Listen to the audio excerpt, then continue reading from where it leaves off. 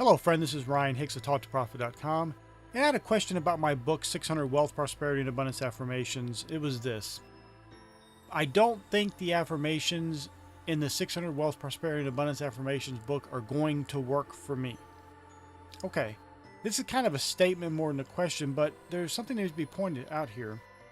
First thing, it's 600 affirmations. There is some affirmation in there that will work for you, but here's the thing, you need to read the first part of the book because I go into detail about how to choose the right affirmation for you. This isn't just something for you to affirm all 600 affirmations. That's probably not going to work for you. First thing, it's going to overwhelm you. You won't stick with it. But secondly, that's not necessarily what you need. You need the ones that deal specifically with your underlying subconscious programming, and those are going to be specific to you.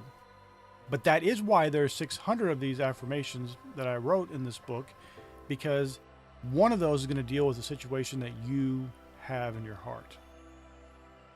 Now, obviously, if you need one-on-one coaching, go to my website, sign up for my coaching. I'll put a link in the description below for it, and I'll work with you one-on-one. But I did write this book to work for everyone. You may not need personal coaching. You may want personal coaching because it will definitely help you. But I wrote this book because it can apply to anyone if you'll use it. These affirmations are universal if they are used correctly. But maybe you're so far away from those working for you that maybe you need to step back a little bit and try something else. If every single affirmation you speak out and you confess in faith, you immediately have that attack and, well, this, you're not rich or you're not wealthy or whatever coming into your heart, and it seems like it's actually causing you to think more about the lack than the abundance, then try this. Here's something you can do that will work you into those affirmations. And it's very simple. And here's the thing, it will absolutely work, and there will be no resistance from your subconscious mind, no resistance from your conscious mind, because you're not saying anything about you having millions of dollars or anything like that. And of course, the affirmations in my book are not like that. But this is something that your conscious mind and your subconscious mind will not rebel against. And it's this. Use just words, one single word at a time as an affirmation. So the word could be riches. The word could be wealth. The word could be prosperity. The word could be abundance. The word could be opulence. The word could be success. The word could be happiness. The word could be health. Whatever it may be that you're wanting to tackle as a situation for your life, just use a word that's in the positive sense of what you want, but not necessarily about you specifically. You're just using that word. You're having that confidence of the wealth of God, of the riches of God, of the prosperity of God. And you just say riches. And you could do this 20 or 30 times a day in the morning, 20 or 30 times in the evening. And you don't have to say any full, complete sentence affirmations, just riches, wealth, abundance, prosperity, opulence, success. Whatever word that really stands out to you that could be useful for you, start with that. You're not saying anything about success, about prosperity, about wealth, about riches that your conscious mind can start fighting you on. You're just saying the word. But your subconscious mind gets that let into it, and it starts building your faith for that thing. Because it's not thinking or challenging, and your conscious mind is not fighting you on it. And then you can work your way into some of those affirmations in the book, 600 Wealth, Prosperity, and Abundance Affirmations, because those will really ramp it up once you've gotten past that initial resistance in your conscious mind holding you back and hindering you. Now, you got to understand the reason why that happens. That happens because it's comfortable in the position you're in. You may say, but I'm miserable. This is bad and that's bad. Yes, but even in the misery, there's comfort in knowing maybe the consistency, that you're having the same experience day in and day out. And so it's at least, even though it may not be what you want, there's some stability there. And sometimes that's all that your conscious mind, your subconscious mind are trying to keep you in. And so while yes, it's hindering you from greater success and greater things because those things are unknown, There also oftentimes is because you have these misconceptions about those things. So when you say affirmations about wealth and prosperity and abundance, that's where that resistance comes in, because you have maybe a negative mindset about some of those things because you saw people who abused it. Most often it's not even the case. Most often people have these bad misconceptions about wealth and riches and abundance and prosperity from television and from movies. They've seen every villain in the movie is some rich, wealthy guy, or here's a rich, wealthy guy over here, and they're cheating people and hurting the little guy, and all these things that for the most part really aren't true. There are some cases, of course, but that happens even among little people, even among poor people. And it happens way more often among poor people, where they're hurting each other and cheating each other and stealing from one another. So don't get yourself caught up in that kind of nonsense where you're believing having wealth or not having wealth or whatever means anything as far as your moral standing, because it doesn't necessarily.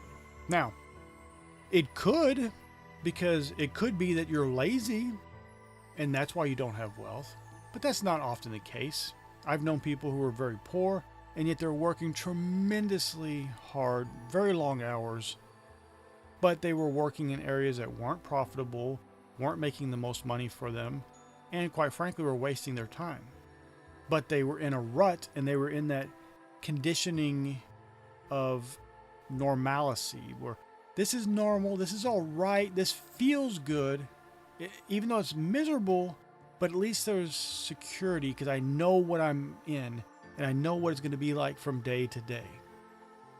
And the idea of having wealth and opulence and abundance and luxury is so far reaching and so far out there that it feels scary and frightening even. Now, most people never say those exact words, but that's really what it boils down to. That's unknown, that riches and that wealth and that abundance and opulence and success and happiness and health, those are all unknowns to many people.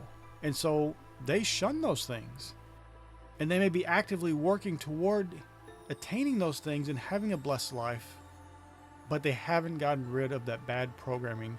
And so they're always going to go back to that homeostasis point of lack, of want, of not having enough, of not being enough, of not becoming enough. And they don't have to. That is the reason why I wrote the book, because I wanted people to have a tool that they can use to reprogram their mind, to actually program it to something that they really want. Because the programming they currently have, and the average person, 99% of people walking around today, the programming and and what I mean by programming, I need to stress, is these preconceived ideas and these beliefs and these systems they have, and the things that cause them to do the same thing day in and day out. When they want different results, but they keep doing the same thing, and they get the same results that they don't really want. But they don't see a way out. But that's because they have that programming that was not chosen by them. It started even before they were born. When they were in the womb, they were starting to be programmed. And early childhood, they were like a sponge for it, literally being just inundated with everything they saw around them, from uncles to grandparents to parents to siblings to friends to people in the neighborhood. Whatever they were seeing, they were observing and taking in. And some of that stuff was taking root to become part of their own character and a part of their own personality, a part of their own fears and wants and desires. But it doesn't have to be that way. If you're a grown adult, you can choose how you're going to think. You can choose how you're going to believe. And as a Christian, you have an obligation to cast down imaginations and every high thing that exalted itself against the knowledge of God, and bringing to captivity every thought to the obedience of Christ. That's what 2 Corinthians chapter 10, verse 5 says. But even beyond that, you have the obligation to think about whatsoever things are true and honest and just and pure and lovely and of good report. If there be any virtue, if there be any praise, think on those things. That's your mindset. And that was from Philippians 4:8. You have the choice. Because listen, if you continue on today You just stay in the same programming from early childhood. You can whine about your parents, you can whine about your grandparents or where you grew up or the people around you, the bad influences or whatever you want to talk about, but you are the person making the choice to remain in that mindset. You are the one remaining thinking about those things. You are the one who is not casting off those things and bringing them into captivity. You're the one choosing that. So yes, you may not have had a choice in the formation of that programming that you have, but you do have a choice in continuing in it. And you don't have to. And that is why I wrote this book, 600 Wealth, Prosperity, and Abundance Affirmations. If you'll get that book and you'll apply the techniques I'm talking about, and you'll do it in faith, you will see miraculous results. You will be blessed, and you will start to see wealth, prosperity, and abundance overflowing into your life. My friend, I pray this is a blessing for you. May God bless you richly.